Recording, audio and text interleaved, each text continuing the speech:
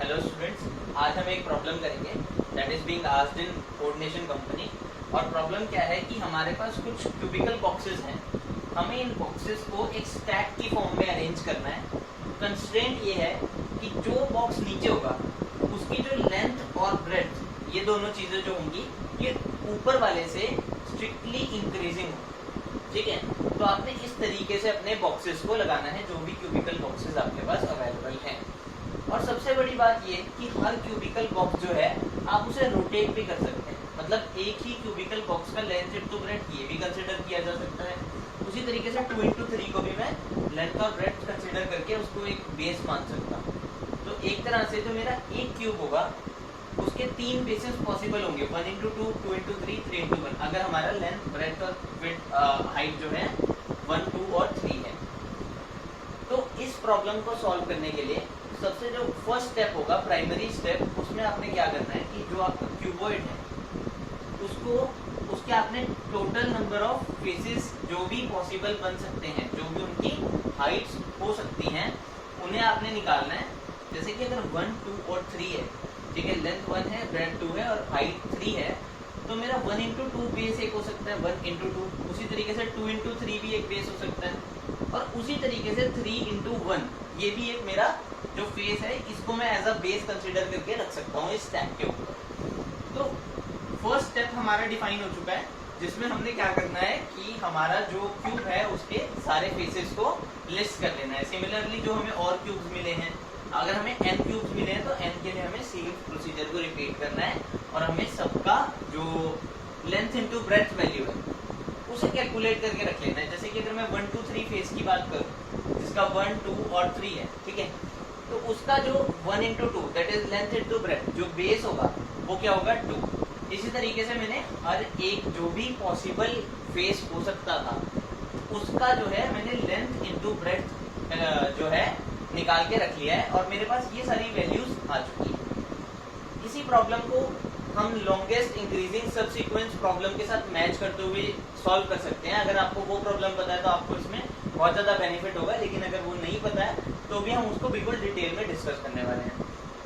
तो हमारे पास सारे लेंथ इंटू ब्रेड्थ आ चुके हैं। अगला स्टेप क्या होगा, on the basis of these length into breadth value हम क्या करेंगे कि ये जो हमारे पास फेसेस हैं 6, 1, 5, ओके, 6x1 एक फेस है और 5 उसकी हाइट है, तो ये जितने भी फेसेस हैं इनको इस वैल्यू के बेसिस के ऊपर हम लोग जो है डिक्रीजिंग ऑर्डर में मेंशन करेंगे।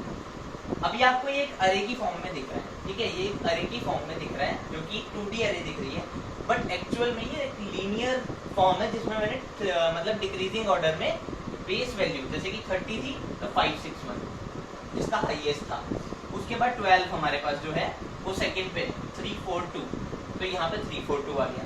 उसी तरीके से जैसे जैसे मेरा रिड्यूस होता जा रहा है बेस वैल्यू, उसी तरीके से मैं यहाँ पे मेंशन करता जा रहा हूँ। And this is linear form, not a 2D अरे, ये बात आपको ध्यान रखनी है। अब हमें निकालना है कि कौन सा बॉक्स जो है एक के ऊपर आएगा, फिर उसके ऊपर दूसरा आएगा, और किस तरीके से हम लार्जेस्ट सीक्वेंस बना सकते हैं और सबसे बड़ा स्टैक बना सकते हैं। तो ये जो हमने डिक्रीजिंग सीक्वेंस में सारे बेसिस को लिखा है, इनसे हम कुछ ऑब्जर्वेशंस भी कर सकते हैं। पहली ऑब्जर्वेशन क्या होगी कि आप ये चीज़ देखिए कि यहाँ पे 3, 4, 2 मेरे पास जो है 3x4 इसका बेस है, ओके। आपने कंफ्यूज नहीं होना है, जो ये ऊपर नंबर्स लिखे हैं ये भी मैं आपको बताऊंगा कि ये कैसे आए, क्यों आए। तो अभी के लिए आपने सिर्फ बेस को देखना है। 3, 4, 2 जो मेरे पास बेस है, इसका बेस वैल्यू है 12, और क्योंकि ये सीक्वेंस बिल्कुल बेस वैल्यू के बेसिस पर ही डिक्रीजिंग ऑर्डर में बनाया गया है, तो इट्स वेरी ऑब्वियस कि 5x6 दैट इज 30, इससे पीछे वाले जितने भी होंगे वो सब इससे ज्यादा साइज के होंगे। इसका मतलब क्या है कि मैं इस वाले बॉक्स को और इससे पीछे वालों के ऊपर रख सकता हूँ, लेकिन इस वाले बॉक्स को इससे आगे वालों के ऊपर नहीं रख सकता। ऐसा क्यों? क्योंकि ये डिक्रीजिंग ऑर्डर है, यहाँ से ऑर्डर डिक्रीज हो रहा है, इसकी जो लेंथ इंटू ब्रेड्थ है वो ज्यादा है, तो ये छोटे वाले के ऊपर नहीं जा सकता। तो यहाँ से दो बातें क्लियर हुई। फर्स्ट थिंग, ये वाला आगे वाले के ऊपर नहीं जा सकता, ये वाला पीछे वाले के ऊपर आ सकता है, तो इसका मतलब हाइट बढ़ाई जा सकती है इस वाले को पीछे वालों के ऊपर रख के।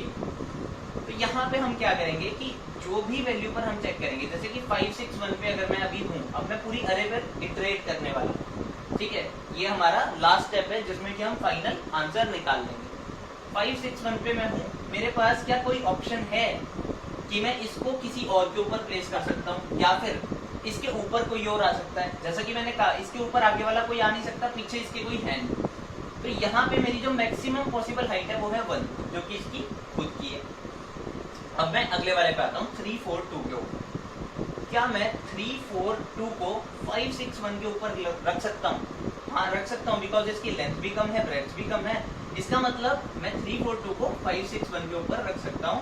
तो इसकी मैक्सिमम पॉसिबल हाइट क्या होगी? एक तो इसकी खुद की हाइट प्लस जो इसकी 561 की हाइट है, तो यहाँ पे क्या आ जाएगा 561, इसके ऊपर क्या आ जाएगा 342। तो हमारे पास इस पॉइंट पे मैक्सिमम पॉसिबल हाइट है 3। सिमिलर प्रोसेस हम आगे वालों के लिए रिपीट करेंगे। 4 2 3 जैसे है हमारे पास, तो पीछे वालों को चेक करते हैं। तो क्या मैं 4 2 3 को 342 के ऊपर रख सकता हूँ? देखिए यहाँ पे जो 3 है, ये लेंथ इसकी छोटी है, उसकी लेंथ ज्यादा है, तो इसका मतलब 342 के ऊपर ये नहीं आ सकता, बिकॉज क्वेश्चन सेज कि लेंथ और ब्रेड्थ जो है वो ऊपर वाले की स्ट्रिक्टली डिक्रीजिंग होनी चाहिए, स्ट्रिक्टली छोटी होनी चाहिए। मतलब 3 भी अगर यहाँ पे होता, 323 होता, तो भी मैं यहाँ नहीं रख सकता था, बिकॉज लेंथ इक्वल हो जाती, बट यहाँ पे तो बड़ी है, इसलिए ये चीज पॉसिबल नहीं है। अब मैं 423 पे ही बात करूँ, तो क्या मैं 423 को 561 पे रख सकता हूँ? हाँ, 4 भी छोटा है, 2 भी छोटा है, तो इसका मतलब इसको इसके ऊपर रखा जा सकता है। एक तो इसकी अपनी हाइट 3 प्लस जो हाइट ये देगा, तो इसका मतलब इस पॉइंट पे मैक्सिमम पॉसिबल हाइट क्या है 4।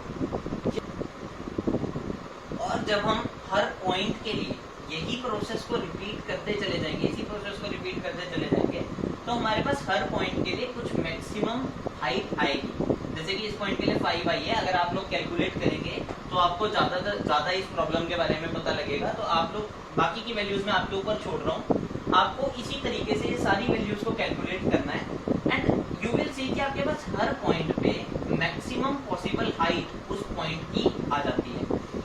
तो अगर मैं इसी सारी ये जितनी भी मैंने मैक्सिमम पॉसिबल हाइट्स को निकाला है, इन्हें एक अरे में स्टोर कर लूँ, 1 3 4 5 7 4 7 6 10, तो क्या मैं इनमें से मैक्सिमम को निकाल सकता हूँ? ऑब्वियसली निकाल सकता हूँ। It would just take a loop to run over the whole array, और मेरे पास मैक्सिमम वैल्यू आ जाएगी, and this is the solution of the problem. Let's go to the coding part for this same problem, और कैसे हम इसे C++ में कोड करेंगे और कैसे इसी आउटपुट तक पहुंचेंगे। So let's continue.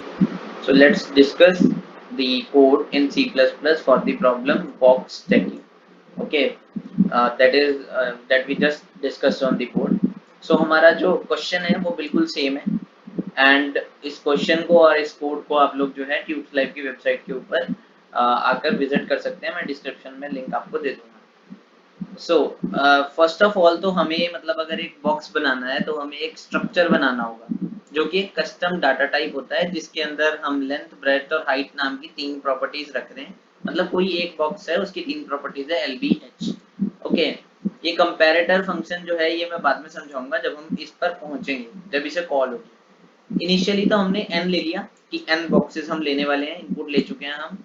उसके बाद हमने एक वेक्टर बनाया, ये है अरे of vectors of size n। ठीक है, मतलब n वेक्टर्स बनाए जिनके अंदर की हम क्या करेंगे, हमारा जो बॉक्स है उसे पुश करेंगे।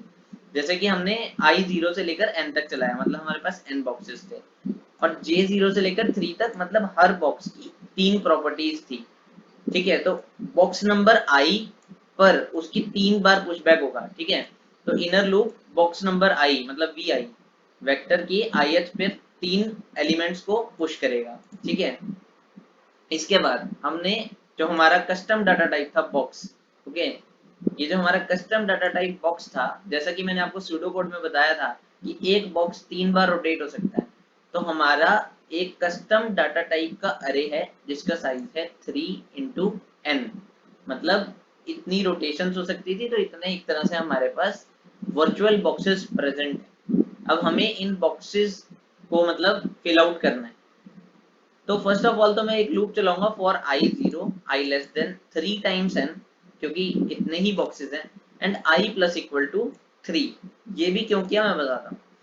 फर्स्ट ऑफ ऑल, अगर मेरे पास एक बॉक्स है, जैसा कि मैंने यहाँ पे वेक्टर वी में जो अरे ऑफ वेक्टर्स है उसमें मैंने सारे बॉक्सेस को इनपुट करा रखा है, तो अभी मेरे को LBH का कॉम्बिनेशन बनाना है। तो क्या क्या कॉम्बिनेशन हो सकता है, मतलब जिसमें बेस डिफरेंट होगा, एक होगा L इंटू बी, एक होगा बेस B इंटू एच और एक होगा H इंटू एल।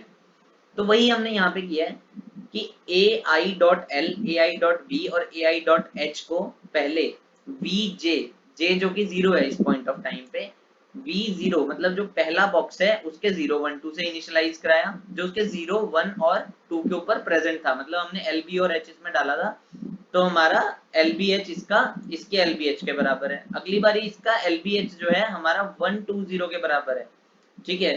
तो हमारा 1 यहाँ पे क्या है B और यहाँ 2 क्या है H और L, तो BHL ये वाला कॉम्बिनेशन बनाया। और थर्ड कॉम्बिनेशन सिमिलर वे में हमने बनाया। तो एक बॉक्स के तीनों रोटेशंस को मैंने अपनी अरे में स्टोर कर लिया। जो अरे क्या है, एक AI क्या रिप्रेजेंट करता है, एक AI एक पूरे स्ट्रक्चर को रिप्रेजेंट करता है जो कि एक बॉक्स है हमारा, उसकी तीनों प्रॉपर्टीज को।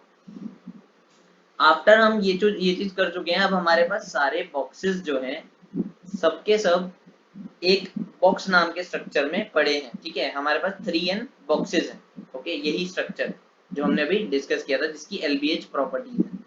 इसके बाद हमारा जो नेक्स्ट स्टेप था उसमें हमने L इंटू बी के बेसिस पे सॉर्ट करना था। तो आपको क्यू सॉर्ट STL के बारे में पढ़ना होगा। ये मैं बेसिक आपको बता देता हूँ। ये इनपुट लेता है अरे को, उसके जो जितने आगे तक जाना है और उसके साइज को, जो कि उस मतलब कितना स्टेप लेना है, और एक कंपैरेटर फंक्शन को जिसके बेसिस पर ये सॉर्ट करता है।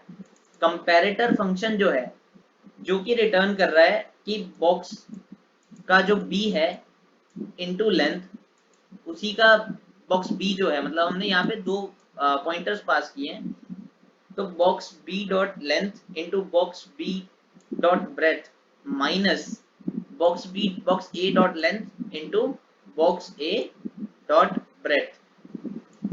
इसके बाद मैंने एक MSH नाम की एरे बनाई है, जिसमें जैसा कि मैंने आपको कहा था कि मैं हर पॉइंट पे मैक्सिमम हाइट को स्टोर कर रहा हूँ। तो ये वही एरे है जो 3n जो हमारे बॉक्सेस बन रहे हैं उन सब की जो maximum possible height at that point है उसे स्टोर करने वाला है, ठीक है। तो इनिशियली उनकी अपनी हाइट की मैक्सिमम हाइट होगी, तो इसीलिए फॉर I 0 to 3n जो उसकी अपनी हाइट है AI डॉट H, जो बॉक्स नंबर आई है उसकी जो हाइट है वही MSH I में रहेगी। मतलब इस अरे में कोई इनिशियलाइज किससे किया, जो बॉक्स की खुद की हाइट है। आफ्टर दैट अब हमारा क्या काम है कि जिस बॉक्स पे मैं अभी हूँ उससे पिछले वाले जितने भी बॉक्सेस हैं उनके साथ मैं चेक करूं क्या ये वाला बॉक्स पिछले वाले के ऊपर जा सकता है। तो वही चीज हम कर रहे हैं। तो क्योंकि हम सेकंड बॉक्स से ही स्टार्ट करेंगे, फर्स्ट बॉक्स का तो मैंने जैसा बताया था कि आगे की तरफ तो हम उसे रख नहीं सकते हैं, पीछे की तरफ से वो उसके कोई है नहीं, तो हम I इक्वल टू 1 से शुरू करेंगे, I 1 से 3n तक, ओके। और J को 0 से I तक, मतलब अगर मैं ith बॉक्स के ऊपर हूँ तो ये 0 से लेकर मेरे को ith बॉक्स से एक कम तक लेकर जाएगा।